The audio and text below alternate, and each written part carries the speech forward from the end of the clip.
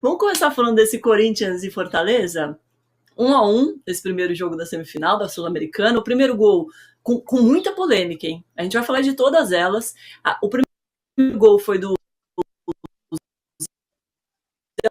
Ellison de cabeça, deu o gol. Vamos começar a falar primeiro desse lance. O que vocês acharam, Miri? Da anulação que foi desanulada pelo VAR? Desanulada pelo VAR. Um absurdo. Porque assim, se ele viu alguma coisa ali, nunca mais vai sair um gol de escanteio. Porque o que aconteceu naquela área acontece em todo o escanteio. E se há o VAR, por que ele anula o gol? Por que ele anulou o gol? Tem essa droga desse VAR está ali atuando. Por que esse juiz... Não há explicação. Vai ver que foi sei lá, ele não estava prestando atenção, apitou alguma coisa. Não deu para entender. Depois que a gente viu várias vezes, ficou óbvio que o VAR ia desanular o gol, né? O que é lamentável, porque aí a torcida não pula, o narrador não grita. Parece, às vezes, que os organizadores, os donos do futebol, estão pensando assim, como é que a gente pode acabar com o futebol? Porque é isso que a gente viu ontem. Quando você anula um gol desses, você está anulando o futebol como um todo. Foi um absurdo. O juiz horroroso, né, gente? O que assim, é bom pra gente, assim, não são só os nossos que são ruins. Parece que no Uruguai vai saber também.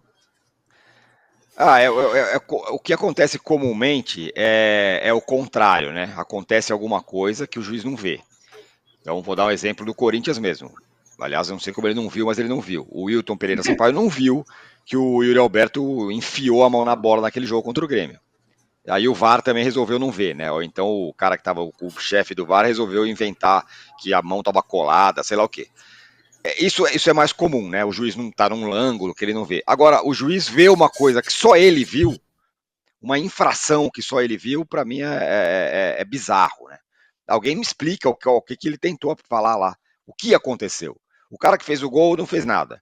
A bola veio alta. Não aconteceu nada. Não atrapalhou ninguém. Foi gol claríssimo. Ficou todo mundo procurando, não, mas acho que foi ali, né? Acho que foi o Gil. Acho que talvez tenha sido que a bola passou fora. E tentaram achar todas as coisas possíveis para anular o gol. Não conseguiram. E aí foi gol do Fortaleza. Ridículo. Isso eu tô com a Mili, né? Aí atrapalha tudo. Aí o narrador tem que gritar um gol constrangido meia hora depois. A torcida fica parada lá esperando ver se não foi ou não foi. Dá pena até dos narradores, que são ótimos. Eu tava assistindo no SBT ontem com o Kleber Machado, que tá revigorado, fazendo ótimas narrações, muito legal. E aí o cara, depois de meia hora, tem que gritar gol. É demais isso. Eu acho insuportável. Eu repito, eu não sou totalmente contra o VAR, mas esse VAR que é aplicado, sobretudo na América do Sul, no Brasil mais ainda, mas na América do Sul, eu acho um desastre. Assim.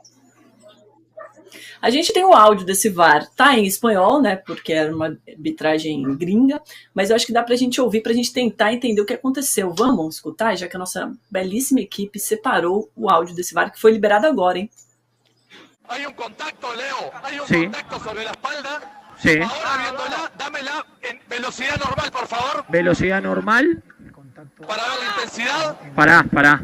Sí. Analizá el contacto. Sí. Hay un contacto y veo que el jugador blanco exagera la caída. ¿Sí? Ok. Sigue.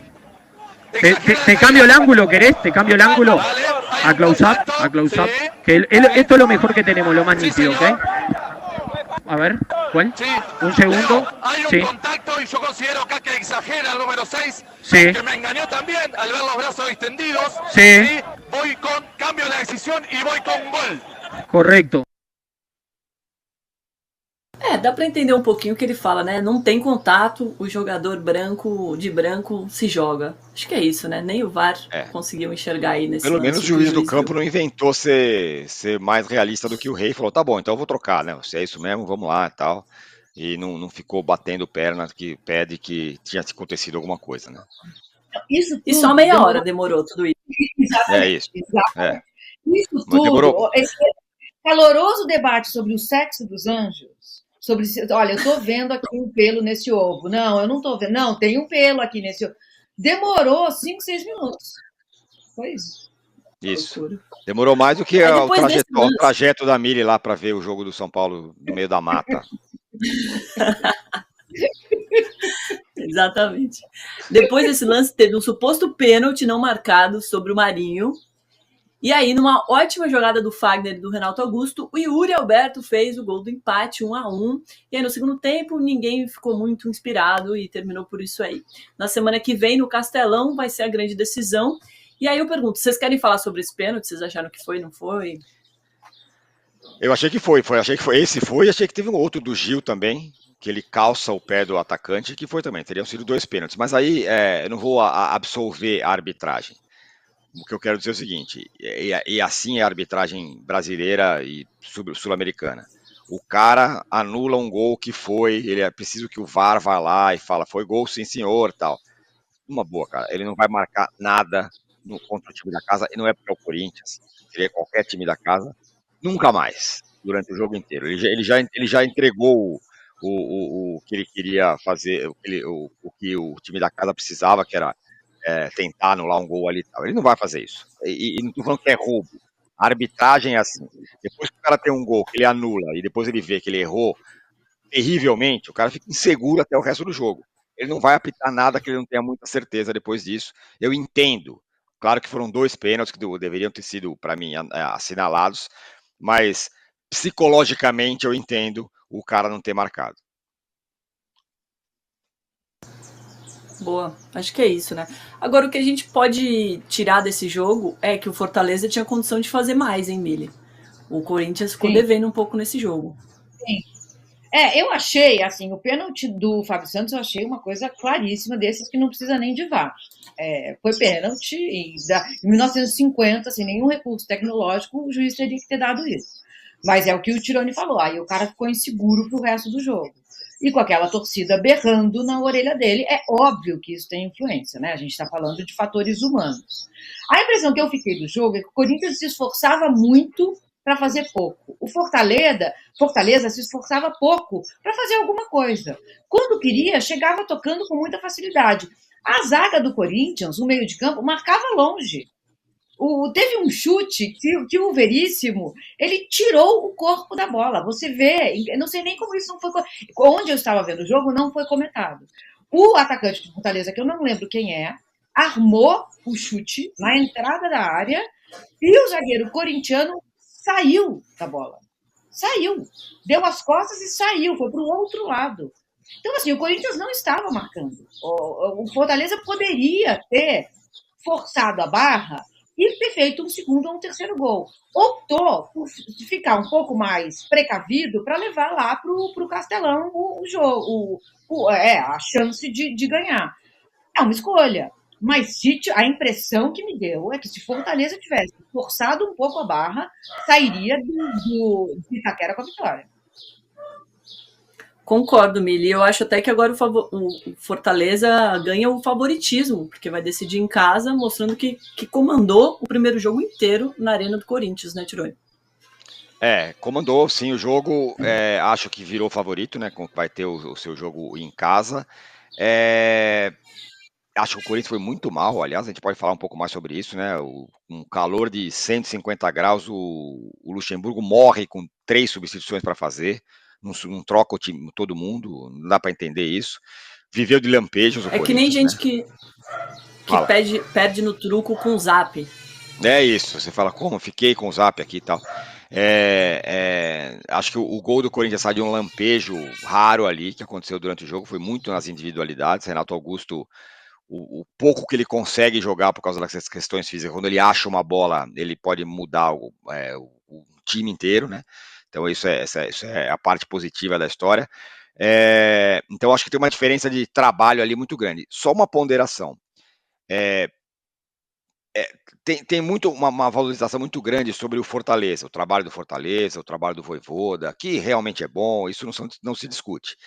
Mas acho que dá para falar também que o time do Fortaleza, não é só ontem, sempre, é um time muito vulnerável em alguns aspectos. Né? Ontem ele estava encarando, claro, um time que estava jogando com a torcida empurrando e tudo mais, mas um time que não tinha praticamente nada. Como eu falei, tinha só individualidades. E aí ele está ganhando de 1-0 e toma um gol de contra-ataque, com a defesa completamente aberta. E ele concede muitas chances para qualquer adversário, o tempo todo. o Fortaleza, porque ele joga o tempo todo, é muito legal de assistir, mas ele concede muitas chances. É por isso que eu acho que sim, o Fortaleza é favorito em casa, mas não acho que está resolvido. O Fortaleza não é o time capaz de montar uma defesa sólida, que vai se defender, que não vai tomar gol. Ele não consegue fazer isso. É muito difícil para ele. Então eu acho que o Fortaleza tem sim problemas, é um time melhor do que o Corinthians, é favorito, mas eu não acho que é esse trabalho que todo mundo exalta, não, porque o Vojvoda, que trabalho espetacular, é um trabalho muito bom, mas acho que tem problemas também. E o do Corinthians, muita gente fala, não, porque o Luxemburgo porque teve problemas, acho que, cara, eu não consigo ver, eu consigo ver muito pouco de trabalho do Corinthians, do Luxemburgo. Agora, Tirone, a torcida reclamou muito, né, dessas não substituições que o Lucha morreu na mão. O Abdias diz aqui, mas quem tinha no banco para colocar, Tirone? Eu acho que ele conseguia mudar, hein? Pelo menos do ponto de vista físico, tinha gente para colocar. Tinha mais moleque para colocar, podia trocar lateral. O Fagner não, que jogou muito bem, mas podia trocar o Fábio Santos, tentar fazer alguma coisa pelo lado direito esquerdo. É o Matheus Vidu. Cara, ofensivamente ele pode fazer alguma coisa. Eu acho que tinha o que fazer. Não é que estava vazio o banco do Corinthians. Pelo menos fisicamente você troca o time, quando você consegue fazer mudança. Você tem um time equilibrado do ponto de vista tático, você consegue fazer mudanças que você melhora o desempenho físico, pelo menos, do time e consegue equilibrar as coisas. Dos 35 minutos em diante, o Corinthians estava completamente morto fisicamente, gente. Ele não conseguia andar mais, não conseguia fazer mais nada em campo. E ficou ali tentando cruzar a bola na área e tudo mais, quase fez gol, poderia fazer ali no abafa, mas estava morto fisicamente. Tava nítido que tava. Podia tomar um gol de contra-ataque a qualquer momento. Então dava para mudar, sim. E ele foi vaiado, né, Mili? Ele e o time foram vaiados pela torcida. O que você achou das vaias, dessa reclamação de não ter substituído mais? Então, o Corinthians, se a gente analisar só o que foi o jogo, só o trabalho precário que o Luxemburgo vem fazendo, a gente deixa de entender o que está acontecendo com o Corinthians há alguns anos. Como o Tirone falou, tinha gente ali no banco descansada. Qualquer um seria melhor dos caras que estavam em campo sem correr, né? Então troca. Agora, outra verdade é que o Corinthians liquidou 2 times inteiros nessa administração do Duílio. Do goleiro ao ponto esquerda, como se dizia antigamente. São negociações, para dizer o mínimo, absurdas. O valor, a rapidez, tem muita gente ganhando dinheiro com essas negociações. O Corinthians está perdendo. Não, mas estamos amortizando a dívida. A que nível? É uma dívida tão colossal que seria preciso um planejamento muito maior para amortizar essa dívida. Então a gente precisa entender o que está acontecendo com o Corinthians fora de campo.